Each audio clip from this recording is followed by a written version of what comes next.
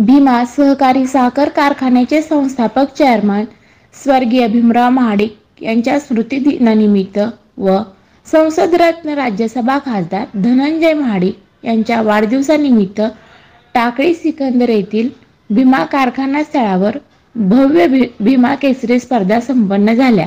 यावेळी खासदार धनंजय महाडिक, आमदार यशवंत माने, उमेश पाटील, विठ्ठलचे चेअरमन अभिजित पाटील, धैर्यशील मोहिते पाटील, शिवाजी काळुंगे यांच्यासह अनेक मान्यवर उपस्थित होते। भीमा केसरी पदासाठी झालेल्या अंतिम कुस्ती स्पर्धेत महाराष्ट्र केसरी सिकंदर शेख आणि पंजाब केसरी प्रदीप सिंग जीरकपूर यांच्यातील लढतीने उपस्थितांच्या डोळ्यांचे पारणे फेडले। यात महाराष्ट्र केसरी सिकंदर शेख पुन्हा विजेती ठरला।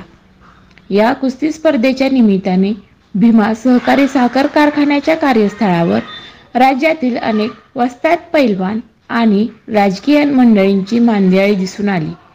भीमा सहकारी साखर कारखान्याच्या चेअरमन पदाची सूत्रे हाती घेतल्यानंतर चेअरमन विश्वराज महाडिक यांनी अनेक स्तुत उपक्रम राबविण्यास सुरुवात केली।